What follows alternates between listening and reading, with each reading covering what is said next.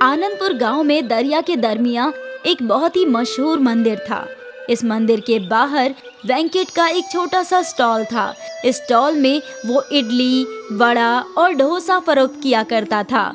दर्शन करने आए हुए भक्त वेंकट के स्टॉल पर नाश्ता किया करते थे। भाईजान, एक मसाला डोसा दो और 2 प्लेट वड़ा सांभर देना। आप बैठिए भाईजान, मैं अभी ले आता हूँ। वेंकट की पत्नी डोसा बनाया करती और वेंकट खरीदारों को संभालता था। वेंकट सारे खरीदारों से बहुत अच्छे से गुफ्तगू किया करता था। लोगों को वेंकट के स्टॉल पर डोसा खाना बहुत पसंद था। अरे भाईजान, हमें भी 2 डोसा दे दीजिए। बिल्कुल भाईजान, तशरीफ रखिए, मैं बनवाता हूँ, बिल्कुल गर्मा गर्म। वेंकट और पूजा मिलकर एक साथ काम करते थे, इसलिए उनकी आमदनी भी अच्छी थी। दोनों अपने कारोबार से बेहद खुश थे। बेटा, आइए आइए बाबा, तशरीफ रखिए, मैं आपके लिए कुछ लाता हूँ। वेंकट रोज इस ज़ईफ भिखारी को खाना खिलाता था, लेकिन ये बात उसकी बीवी पूजा को हरगिज पसंद नहीं थी। क्या जरूरत थी इस भिखारी को आदत लगाने की? ये रोज चला आता है मुफ्त का खाने के लिए। पूजा, क्या फर्क पड़ जाएगा अगर हम किसी जरूरतमंद की मदद करते हैं तो? अरे लेकिन आप अगर इसे मुफ्त में खाना ना दे तो क्या ये मर जाएगा? कुछ ना कुछ और ये कर ही लेगा ना। ऊपर वाले का दिया बहुत कुछ है हमारे पास। मुझे नहीं लगता कि हमें किसी की मदद करने में हिचकिचाना चाहिए। जय हो दयावान, आप ऐसे ही लुटाते रहो। ऐसा ही चलता रहा तो यहाँ भिखारियों की कतार लग जाएगी, कतार। मुझसे जितना बन पड़ेगा उतना करूँगा, बाकी ऊपर वाला मालिक है। वेंकट ने उस ज़ईफ भिखारी के लिए कुछ वड़े, इडली और चटनी भरी और उसे दे दिया। ऊपर वाला तुम्हें बरकत दे। ज़ईफ भिखारी खाने लगा। तभी वहाँ मंदिर का पंडित आया। पंडित दिखने में गोल मटोल था, छोटा कद और मोटी तोंद। जय माता की। जय माता जी। पंडित जी बैठिए, आइए ना बैठिए। पूजा ने पंडित के लिए टेबल साफ किया और पंडित बैठ गया। क्या खाएंगे आप पंडित जी? 2 प्लेट वड़ा, 2 प्लेट इडली, 2 डोसा। आज के लिए बस इतना ही। अभी लाती हूँ। पूजा पंडित की खिदमत में लग गई। तभी वेंकट उसके पास गया। मैं इस बाबा को मुफ्त खिलाता हूँ, वो तो गरीब है। ये पंडित तो निहायती अमीर है, तुम इसे मुफ्त क्यों खिलाती हो? ब्राह्मणों के बारे में ऐसा नहीं कहते। शास्त्रों में लिखा है ब्राह्मणों को खिलाने से बरकत मिलती है। और जब से मैंने इस पंडित को खिलाना शुरू किया है, देखो हमारा कारोबार बढ़ गया है। जैसे जिसकी सोच। तुम इस ब्राह्मण की खिदमत करो, मैं जा रहा हूँ भगवान जी के दर्शन करने। ठीक है, जाओ। वेंकट मंदिर में पहुंचा और उसने भगवान जी के सामने हाथ जोड़ा। हे प्रभु, हमेशा मेरे साथ रहना और सबका भला करना। मेरी बीवी सोचती है कि भरे हुए पेट को भरकर उसे बरकत मिलेगी। मुझे इल्म है ये गलत है प्रभु, लेकिन अपना कर्म उस पर भी बनाए रखना। वेंकट अपने साथ सभी का भला चाहता था। वो एक बहुत ही नेक इंसान था। अपनी बीवी से छुप छुप कर वो गरीब लोगों को मुफ्त में खाना खिलाया करता था। ऊपर वाला तुझे बरकत दे। वेंकट को जरूरतमंदों की मदद करने से बहुत खुशी मिलती थी, इसलिए वो छुपते छुपाते नेकी का काम करता ही रहता था। वहीं उसकी बीवी पूजा मतलबी थी। वो सोचती थी कि भगवान उनका ही भला करे और इसी वजह से वो ब्राह्मणों की खिदमत किया करती थी। खैर, ये सिलसिला चलता रहा। वेंकट और पूजा का डोसा स्टॉल भी ठीक ही चल रहा था। वेंकट गरीबों की मदद करता और पूजा ब्राह्मणों की खिदमत करती। रोज सुबह 5 बजे की पहली नाव पकड़कर वेंकट और पूजा मंदिर पहुंचते थे और फिर वहां अपना कारोबार लगाया करते थे। और सुबह से ही उनके ठेले पर खरीदार आ जाते थे। फिर बारिश का मौसम आया।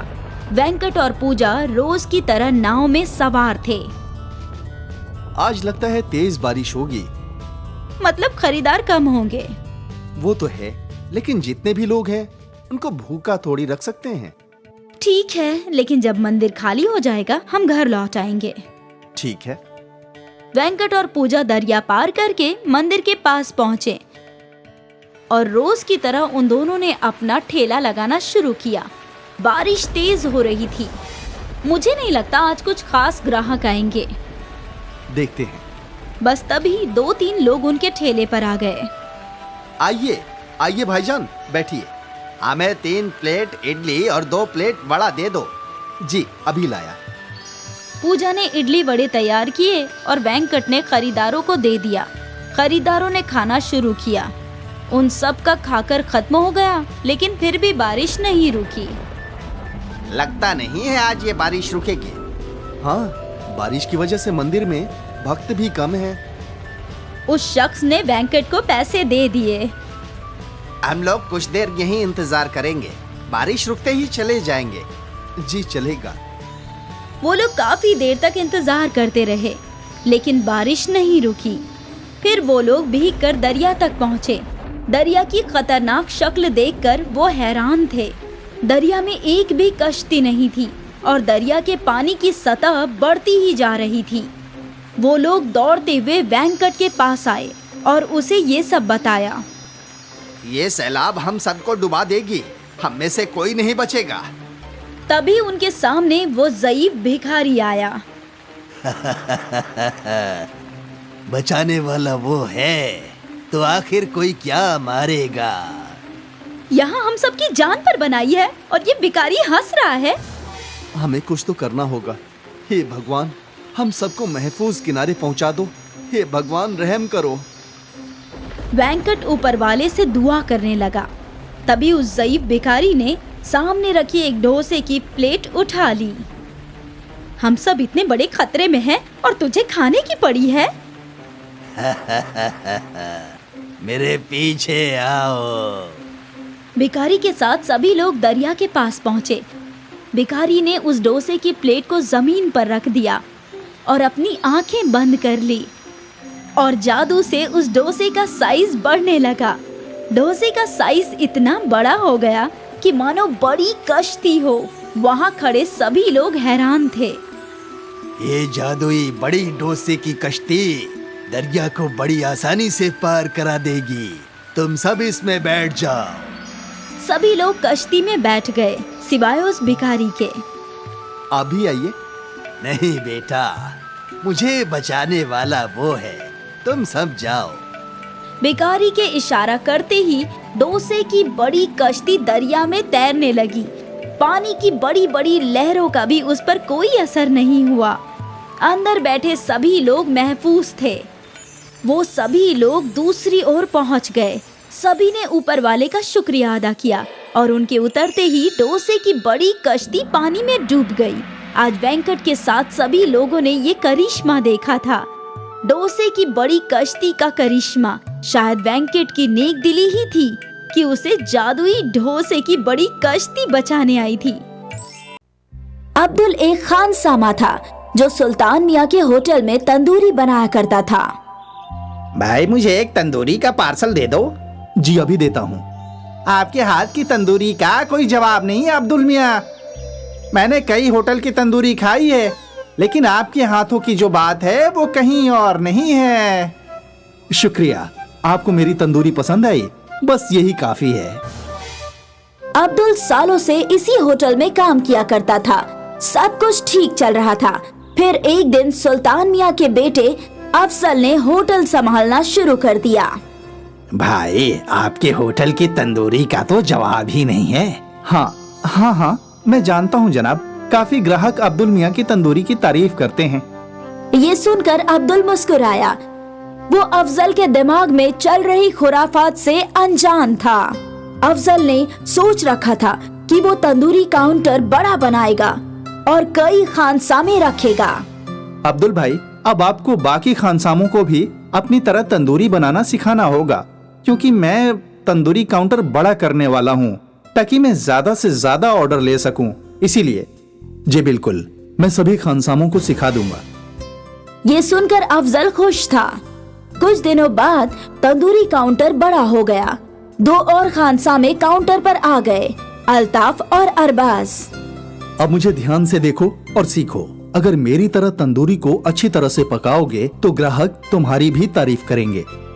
अब्दुल दोनों को अच्छे से तंदूरी बनाना सिखाने लगा। कुछ ही रोज में वो लोग भी अब्दुल की तरह तंदूरी बनाना सीख गए। उम्मीद है अब आपका होटल दिन दूनी और रात चौगनी तरक्की करेगा। आपकी दुआ कबूल हो अब्दुल मियाँ। अब्दुल ने बहुत ही साफ दिल से उन दोनों खानसामों को तंदूरी बनाना सिखाया, लेकिन अफजल बहुत ही शातिर था। उसके दिमाग में बस पैसे कमाने का जुनून सवार था, इसलिए उसने नई मुर्गी खाने वाले से सौदा तय कर लिया। ये मुर्गी वाला अफजल को मरी हुई मुर्गियां सस्ते दामों पर बेच रहा था, जिससे अफजल का मुनाफा बढ़ गया था। तंदूरी काउंटर बड़ा होने की वजह से ग्राहक भी बढ़ गए थे। सब कुछ सही चल रहा था, लेकिन एक रोज जब अब्दुल देर रात तक होटल में था, तब होटल के मालिक सुल्तान वहाँ आए। बेटा अफजल, कैसा चल रहा है होटल? बढ़िया अब्बू। मैंने सुना है तूने मुर्गी वाला बदल दिया है। हाँ अब्बू, ये मुर्गी वाला हमें सस्ते दामों में मुर्गी दे रहा है। अच्छा, लेकिन वो कैसे? क्योंकि वो मुर्गियां पहले से मरी होती हैं। या खुदा, ये क्या गुस्ताखी कर रहे हो बेटा? ये गलत है, ऐसा गुनाह मत करो। अगर हमारी तंदूरी खाकर कोई बीमार हो गया तो खुदा हमें बिल्कुल माफ नहीं करेगा। ऐसा कुछ नहीं होगा अब्बू, सारे होटल वाले ऐसा ही करते हैं। मेरे सारे दोस्तों के होटल में यही होता है। अब तक कोई बीमार नहीं हुआ, आगे भी नहीं होगा। मेरा काम था तुम्हें आगाह करना, बाकी तुम्हारी मर्जी। अब ये होटल तुम्हारा है और तुम इसके मालिक। अच्छा हो या बुरा हो, ये तुम्हारा फैसला है, ठीक है? सुल्तान साहिब वहाँ से चले गए। ये सारी गुफ्तगू अब्दुल ने सुन ली थी। कुछ देर बाद वो भी अपने घर के लिए निकल पड़ा। रात को अब्दुल इसी मसले को सोच रहा था। मैं ऐसी जगह काम नहीं कर सकता जहां लोगों की सेहत के साथ खिलवाड़ हो। ये सरासर गलत है, लेकिन अफजल मियाँ मेरी बात कतई नहीं सुनेंगे। बेहतर होगा कि मैं ये काम छोड़ दूं। अब्दुल ने सोच लिया था कि अब वो सुल्तान होटल में काम नहीं करेगा। अगले रोज वो होटल गया। मैंने कल सब कुछ सुन लिया था। मेरा ज़मीर मुझे इसकी इजाजत नहीं दे रहा कि मैं ये काम करूं। मैं इस होटल को छोड़कर जा रहा हूं। अच्छा है, तुम्हें क्या लगता है तुम्हारे जाने से मेरा होटल बंद हो जाएगा? बिल्कुल नहीं, लेकिन तुम्हें किसी और होटल में कभी काम नहीं मिलेगा, इतना पक्का है अब्दुल मियाँ। मुझे मंजूर है, मैं बिना काम के रह लूंगा, लेकिन बेईमानी में हिस्सेदारी नहीं करूंगा। अब्दुल ये कहकर वहाँ से चला गया। उसने कई होटलों में काम की तलाश की, लेकिन उसे नौकरी कहीं नहीं मिली। थक हार कर एक रोज वो अपने दोस्त मुस्तफा की साइकिल की दुकान पर बैठा था। क्या हुआ भाई, आज भी काम नहीं मिला? नहीं दोस्त, अब पता नहीं क्या करूंगा। मुझे तंदूरी बनाने के अलावा और कोई काम आता भी नहीं। तुम्हें कौन कह रहा है कोई और काम करो? मैं तो ये कह रहा हूँ कि तुम अपना खुद का तंदूरी काउंटर खोल लो। इतने पैसे नहीं है मेरे पास। एक तो तंदूर महंगा होता है, दूसरा होटल के लिए भी तो जगह चाहिए, फिर उसका किराया। इतना सब कहाँ से कर पाऊंगा? तुम्हारे दोनों मामलों का एक ही हल है मेरे पास, थोड़ा इंतजार करो। मुस्तफा ने 2 पुरानी साइकिल के पहिए लिए और उनके बीच में छेद करके पाइप डाल दिए। लीजिए, तैयार है। ये क्या है? अभी बताता हूँ। मुस्तफा के पास एक हाथ गाड़ी थी। मुस्तफा ने हाथ गाड़ी के ऊपर पटरा ठोक दिया और फिर ये तंदूर उस हाथ गाड़ी पर रख दिया। अब इसके नीचे तुम जलता हुआ कोयला रखो और इसे घुमा घुमा कर तंदूरी बनाओ। अरे वाह, ये तो बहुत बढ़िया है। ये तुम्हें कैसे सूझा? बस शायद तुम्हारी मदद करनी थी, इसीलिए मुझे सूझ गया। शुक्रिया शुक्रिया मेरे दोस्त। अगले रोज से अब्दुल ने हाथ गाड़ी पर तंदूर बेचना शुरू कर दिया। अब्दुल तंदूरी बनाने में उस्ताद था। क्योंकि उसका होटल नहीं था, इसलिए उसने तंदूरी का दाम भी कम रखा था। अब्दुल के चलते फिरते तंदूरी ठेले पर ग्राहकों की अक्सर भीड़ लगी रहती थी। वहीं सुल्तान होटल पर फूड ऑफिसर का छापा पड़ गया और मरी हुई मुर्गियां फरोख्त करने के चक्कर में होटल को सील कर दिया गया और अफजल को हवालात में बंद कर दिया गया। शायद यही कुदरत का उसूल है, अच्छे के साथ अच्छा होता है और बुरे के साथ बुरा। इसलिए कहते हैं कि कर भला तो हो भला। अब्दुल एक खानसामा था जो सुल्तान मियाँ के होटल में तंदूरी बनाया करता था। भाई, मुझे एक तंदूरी का पार्सल दे दो। जी अभी देता हूँ। आपके हाथ की तंदूरी का कोई जवाब नहीं है अब्दुल मियाँ। मैंने कई होटल की तंदूरी खाई है, लेकिन आपके हाथों की जो बात है वो कहीं और नहीं है। शुक्रिया, आपको मेरी तंदूरी पसंद आई, बस यही काफी है। अब्दुल सालों से इसी होटल में काम किया करता था। सब कुछ ठीक चल रहा था। फिर एक दिन सुल्तान मियाँ के बेटे अफजल ने होटल संभालना शुरू कर दिया। भाई, आपके होटल की तंदूरी का तो जवाब ही नहीं है। हाँ, मैं जानता हूँ जनाब। काफी ग्राहक अब्दुल मियाँ की तंदूरी की तारीफ करते हैं। ये सुनकर अब्दुल मुस्कुराया। वो अफजल के दिमाग में चल रही खुराफात से अनजान था। अफजल ने सोच रखा था कि वो तंदूरी काउंटर बड़ा बनाएगा और कई खानसामे रखेगा। अब्दुल भाई, अब आपको बाकी खानसामों को भी अपनी तरह तंदूरी बनाना सिखाना होगा, क्योंकि मैं तंदूरी काउंटर बड़ा करने वाला हूँ ताकि मैं ज्यादा से ज्यादा ऑर्डर ले सकूं। इसीलिए जी बिल्कुल, मैं सभी खानसामों को सिखा दूंगा। ये सुनकर अफजल खुश था। कुछ दिनों बाद तंदूरी काउंटर बड़ा हो गया। 2 और खानसामे काउंटर पर आ गए, अल्ताफ और अरबाज। अब मुझे ध्यान से देखो और सीखो। अगर मेरी तरह तंदूरी को अच्छी तरह से पकाओगे तो ग्राहक तुम्हारी भी तारीफ करेंगे। अब्दुल दोनों को अच्छे से तंदूरी बनाना सिखाने लगा। कुछ ही रोज में वो लोग भी अब्दुल की तरह तंदूरी बनाना सीख गए। उम्मीद है अब आपका होटल दिन दूनी और रात चौगनी तरक्की करेगा। आपकी दुआ कबूल हो अब्दुल मियाँ। अब्दुल ने बहुत ही साफ दिल से उन दोनों खानसामों को तंदूरी बनाना सिखाया, लेकिन अफजल बहुत ही शातिर था। उसके दिमाग में बस पैसे कमाने का जुनून सवार था, इसलिए उसने नई मुर्गी खाने वाले से सौदा तय कर लिया। ये मुर्गी वाला अफजल को मरी हुई मुर्गियां सस्ते दामों पर बेच रहा था, जिससे अफजल का मुनाफा बढ़ गया था। तंदूरी काउंटर बड़ा होने की वजह से ग्राहक भी बढ़ गए थे। सब कुछ सही चल रहा था, लेकिन एक रोज जब अब्दुल देर रात तक होटल में था, तब होटल के मालिक सुल्तान वहाँ आए। बेटा अफजल, कैसा चल रहा है होटल? बढ़िया अब्बू। मैंने सुना है तूने मुर्गी वाला बदल दिया है। हाँ अब्बू, ये मुर्गी वाला हमें सस्ते दामों में मुर्गी दे रहा है। अच्छा, लेकिन वो कैसे? क्योंकि वो मुर्गियाँ पहले से मरी होती हैं। या खुदा, ये क्या गुस्ताखी कर रहे हो बेटा? ये गलत है, ऐसा गुनाह मत करो। अगर हमारी तंदूरी खाकर कोई बीमार हो गया तो खुदा हमें बिल्कुल माफ नहीं करेगा। ऐसा कुछ नहीं होगा अब्बू, सारे होटल वाले ऐसा ही करते हैं। मेरे सारे दोस्तों के होटल में यही होता है। अब तक कोई बीमार नहीं हुआ, आगे भी नहीं होगा। मेरा काम था तुम्हें आगाह करना, बाकी तुम्हारी मर्जी। अब ये होटल तुम्हारा है और तुम इसके मालिक। अच्छा हो या बुरा हो, ये तुम्हारा फैसला है, ठीक है? सुल्तान साहिब वहाँ से चले गए। ये सारी गुफ्तगू अब्दुल ने सुन ली थी। कुछ देर बाद वो भी अपने घर के लिए निकल पड़ा। रात को अब्दुल इसी मसले को सोच रहा था। मैं ऐसी जगह काम नहीं कर सकता जहां लोगों की सेहत के साथ खिलवाड़ हो। ये सरासर गलत है, लेकिन अफजल मियाँ मेरी बात कतई नहीं सुनेंगे। बेहतर होगा कि मैं ये काम छोड़ दूं। अब्दुल ने सोच लिया था कि अब वो सुल्तान होटल में काम नहीं करेगा। अगले रोज वो होटल गया। मैंने कल सब कुछ सुन लिया था। मेरा ज़मीर मुझे इसकी इजाजत नहीं दे रहा कि मैं ये काम करूं। मैं इस होटल को छोड़कर जा रहा हूं। अच्छा है, तुम्हें क्या लगता है तुम्हारे जाने से मेरा होटल बंद हो जाएगा? बिल्कुल नहीं, लेकिन तुम्हें किसी और होटल में कभी काम नहीं मिलेगा, इतना पक्का है अब्दुल मियाँ। मुझे मंजूर है, मैं बिना काम के रह लूंगा, लेकिन बेईमानी में हिस्सेदारी नहीं करूंगा। अब्दुल ये कहकर वहाँ से चला गया। उसने कई होटलों में काम की तलाश की, लेकिन उसे नौकरी कहीं नहीं मिली। थक हार कर एक रोज वो अपने दोस्त मुस्तफा की साइकिल की दुकान पर बैठा था। क्या हुआ भाई, आज भी काम नहीं मिला? नहीं दोस्त, अब पता नहीं क्या करूंगा। मुझे तंदूरी बनाने के अलावा और कोई काम आता भी नहीं। तुम्हें कौन कह रहा है कोई और काम करो? मैं तो ये कह रहा हूँ कि तुम अपना खुद का तंदूरी काउंटर खोल लो।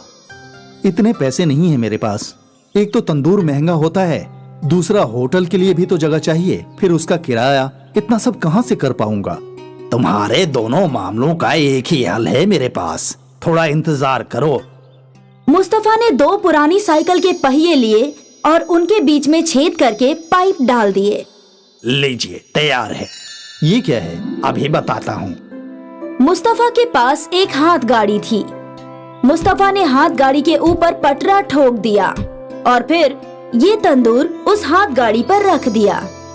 अब इसके नीचे तुम जलता हुआ कोयला रखो और इसे घुमा घुमा कर तंदूरी बनाओ। अरे वाह, ये तो बहुत बढ़िया है। ये तुम्हें कैसे सूझा?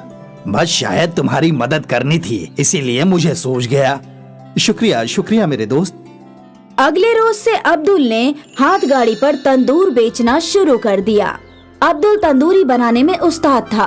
क्योंकि उसका होटल नहीं था, इसलिए उसने तंदूरी का दाम भी कम रखा था। अब्दुल के चलते फिरते तंदूरी ठेले पर ग्राहकों की अक्सर भीड़ लगी रहती थी।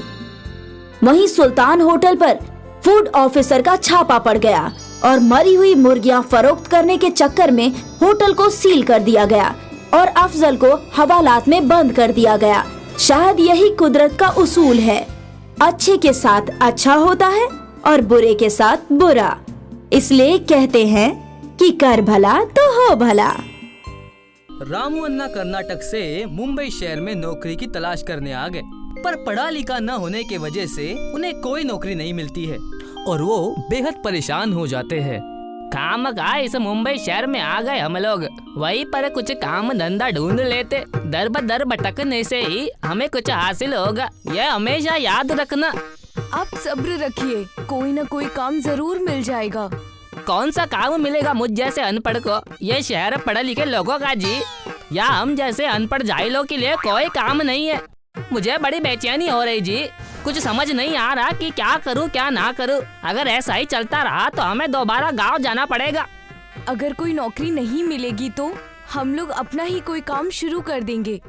पर हम लोग क्या शुरू करेंगे? हमारे पास इतने पैसे भी नहीं है कि खुद का कोई धंधा डाल सके। तुम्हारे गहने बेचकर ही तो हम यहाँ पर आए हैं। काश मेरे भी बाप दादा के पास अच्छी खासी जमीन जायदाद होती। हे मालिक, ये कैसा इम्तिहान ले रहे हो? हम लोग एक ठेला लगाकर डोसा बेचने का काम शुरू कर सकते हैं। इसमें ज्यादा पैसों की भी जरूरत नहीं है। हाँ, ये सही कहा तुमने। इस काम में ना पैसे की जरूरत जी और ना ही पढ़ा लिखा होने की। चलो आज से ही शुरू करते हैं। जल्दी से श्री गणेश करके अपने धंधे को हम आगे ले जाते हैं जी। रामू अन्ना और उनकी बीवी सुनीता बाजार के एक कोने पर एक ठेला लगाते हैं और डोसा बेचना शुरू कर देते हैं। आ जाओ भाइयों, गर्मा गर्म डोसा खाओ। सुनीता की आवाज सुनकर कुछ ग्राहक उनके ठेले पर आते हैं और डोसा बनाने के लिए कहते हैं। नया ठेला लगाया है क्या आपने? हाँ हाँ, आज ही लगाया है। कैसे दिया एक डोसा? आज पहला दिन है ना, इसलिए आज हम किसी से पैसे नहीं लेंगे। बस आप डोसा खाइए और बताइए कि कैसा बना है। रामू अन्ना ग्राहक को डोसा बना कर देते हैं और ग्राहक भी बड़े चाव से उसे खाते हैं और उन सबको डोसा बेहद पसंद आता है। आपका बनाया हुआ डोसा तो बेहद लाजवाब है। आपको तो किसी बड़े होटल में होना चाहिए था। जी नहीं जी, मेरे लिए ठेला काफी है। अगर आपको ये डोसा अच्छा लगा तो हमेशा मेरे इधर आकर ही डोसा खाइए जी। आप भी खाइए और अपने बच्चों को भी खिलाइए जी। हमारे हाथ का डोसा कोई एक बार जो खा लेता ना जी, वो हमेशा ही मुस्कुराता है जी। हाँ हाँ, मैं तो आऊंगी ही और साथ में अपने दोस्तों को भी लेकर आऊंगी। वो भी आपके डोसों का मजा चखेंगे। अगले दिन से रामू अन्ना के ठेले पर ग्राहक आना शुरू हो जाते हैं। रामू अन्ना का डोसा सभी ग्राहकों को बेहद पसंद आता है और सभी लोग यहाँ पर डोसा खाने के साथ साथ घर भी ले जाते हैं, जिससे रामू अन्ना की बेहद अच्छी आमदनी होती है। तुमने ये अच्छा दिमाग लगाया जो मुझे डोसा बनाने के लिए कहा। अब हमको वापस गाँव जाने की जरूरत नहीं है, वरना मुझे गाँव जाकर किसानी करनी पड़ती। पता नहीं हमारे अच्छे दिन कब आते। हाँ, और अच्छे पैसे जमा होने पर हम लोग इसी शहर में अपना खुद का घर भी खरीद सकते हैं। पता नहीं इस मनहूस के हाथ में क्या जादू है जो हमारे ग्राहक होटल का डोसा छोड़कर उसके ठेले पर जा रहे हैं। जल्दी से कुछ करना पड़ेगा, नहीं तो ये मनहूस मेरे सारे ग्राहकों को ले जाएगा। होटल मालिक रामू अन्ना के ठेले को बंद करने की तरकीब सोचने लगता है। दूसरी तरफ रामू अन्ना के ठेले पर इतनी भीड़ लग चुकी है कि रामू अन्ना का डोसा बनाने का सारा सामान खत्म हो जाता है। मुझे माफ कर दो भाइयों, आज मैं आपको डोसा नहीं खिला सकता। मेरा सारा सामान खत्म हो चुका जी, पर मैं कल से बहुत सारा सामान लेकर आएगा ताकि रात तक भी सामान खत्म ना हो। और आज जो भी अकेला जा रहा है जी, कल उसे सांभर और चटनी ज्यादा दूंगा। मेरा मतलब जी कि जो भी खाली हाथ जा रहा है उसे। रामू अन्ना उस दिन के कमाए हुए पैसे लेकर अपने बीवी के साथ घर जाने लगते हैं। अब कल से और मेहनत करना होगा, नहीं तो ग्राहक नाराज हो जाएंगे। बेचारे डोसा खाने आए थे और मेरे पास सामान ही नहीं था। अगर रोज रोज ग्राहक खाली हाथ चले जाएंगे तो हमारे पास कुछ नहीं बचेगा। अगले दिन रामू अन्ना बहुत सारा सामान लेकर आते हैं और डोसा बनाने लगते हैं। उनका अच्छा धंधा होते हुए देखकर बाकी के दुकानदार उनके दुकान के सामने कूड़ा फेंक देते हैं और उनके ठेले को भी नुकसान पहुंचाते हैं। पर रामू अन्ना सब कुछ ठीक कर लेते हैं और तभी बारिश हो जाती है और रामू अन्ना का चूल्हा बुझ जाता है। ऐसा बारिश ने तो परेशान ही कर दिया। 2 बार चूल्हा जला चुका हूँ और दोनों बार बुझ गया जी। अब शगुन तो नहीं। रामू अन्ना बेहद कोशिश करते हैं लेकिन फिर भी बारिश में चूल्हा नहीं जलता। वो मायूस हो जाते हैं और ठेला बंद करके वापस घर आ जाते हैं। ये देखकर बाकी दुकान वाले बेहद खुश हो जाते हैं। लगता अब हमारा ठेला बंद होने वाला। इतने बारिश में तो कोयला पूरा भीग गया जी। हर बार जला रहा हूँ, हर बार कुछ न कुछ हो रहा है। अगर ठेले पर डोसा नहीं बन रहा है तो कोई बात नहीं, हम घर से डोसा बनाकर ले जाएंगे। अगले दिन से रामू अन्ना घर से डोसा बनाकर ले जाते हैं, पर वो रास्ते में जाते जाते ठंडे हो जाते हैं और बारिश के आने से गीले भी हो जाते हैं। इसीलिए ग्राहकों को डोसा पसंद नहीं आता और सभी ग्राहक बिना डोसा खाए चले जाते हैं। ये डोसा है या पानी पूरी? पूरा पानी में भीगा हुआ है, हम ऐसा डोसा नहीं खाएंगे। इस तरह से ग्राहकों को जाते हुए देख रामू अन्ना बेहद उदास हो जाते हैं। तभी बारिश ज्यादा होने से समंदर में पानी बढ़ जाता है और कुछ मछलियाँ और कछुए बहकर बाहर आ जाते हैं, जिसमें से एक बड़ा कछुआ पलट जाता है और सीधा होने की बेहद कोशिश करता है। रामू अन्ना बाढ़ में डूबने की फिक्र किए बिना पानी में उतरते हैं और उस कछुए को सीधा करते हैं। तुम बहुत परेशान दिख रहे हो, मैं तुम्हारी परेशानी दूर कर सकता हूँ। क्या आप इस बारिश को होने से रोक सकते जी? नहीं, मैं बारिश को होने से नहीं रोक सकता, पर मैं तुम्हें एक ऐसा पाउडर दे सकता हूँ जिससे तुम डोसे की छतरी बनाकर अपनी परेशानी दूर कर सकते हो। पर डोसा छतरी तो बारिश में भीग कर खराब हो जाएगी। तुम हमारे साथ मजाक तो नहीं करता ना? कछुआ अपने कवच से एक थैली पाउडर निकालकर रामू अन्ना को देता है। ये लो, ये समुद्री देवता का दिया हुआ जादुई पाउडर है। जिस तरह से मेरा कवच इस पाउडर से कठोर हो जाता है, तुम्हारा डोसा वैसे ही कठोर और स्वादिष्ट हो जाएगा। रामू अन्ना कछुए से पाउडर की थैली ले लेते हैं और घर जाकर डोसा बनाते हैं और डोसे के ऊपर वो पाउडर छिड़क देते हैं, जिससे डोसा बेहद कड़क हो जाता है। सुनिंदा उन डोसों को सिलकर छतरी बनाती है और उन पर लकड़ी का हैंडल लगाती है। अब रामू अन्ना डोसे की छतरी लगाकर ठेले पर जाते हैं। आओ भाइयों आओ, डोसा खाओ और छतरी गिफ्ट में पाओ जी। अरे अन्ना, ये कैसा ऑफर है आपका? जरा मुझे भी बताइए। मैं बताती हूँ। देखिए, अगर आप एक डोसा खाएंगे तो आपको एक डोसा छतरी मिलेगी। और आप तो देख ही रहे हो कि बारिश कितनी तेज हो रही है। डोसा खाने के बाद आपको दुकान से अलग छतरी लाने की जरूरत नहीं पड़ेगी। अरे वाह, ये तो बेहद अच्छा ऑफर है। डोसा खाओ और बारिश से भी बचो। रामू अन्ना के एक डोसा पर एक डोसा छतरी फ्री के ऑफर को जानने के बाद बहुत सारे ग्राहक रामू अन्ना के ठेले पर डोसा खाने के लिए आते हैं, जिससे रामू अन्ना के पास जल्दी ही बहुत सारे पैसे इकट्ठा हो जाते हैं। देखा, हमारी इतनी बड़ी प्रॉब्लम चुटकी में सॉल्व हो गई। आज हमारे पास पैसों की कोई कमी नहीं है। हाँ, हमारी प्रॉब्लम तो सुलझ गई, पर शहर में ऐसे बहुत से गरीब लोग जी जिनके पास छतरी खरीदने के पैसे नहीं, हम उनकी मदद करेंगे। अब से हम ये तय करते जी, जहाँ कहीं भी कोई गरीब या भिखारी भूखा रहेगा, मैं उन्हें अपना डोसा मुफ्त में खिलाऊंगा और किसी को बिना छत के सोने नहीं दूंगा। रामू अन्ना और सुनीता बहुत सारी डोसा छतरी बनाते हैं और शहर के गलियों में बांट देते हैं। जल्दी ही रामू अन्ना पूरे शहर में डोसा छतरी वाले के नाम से मशहूर हो जाते हैं।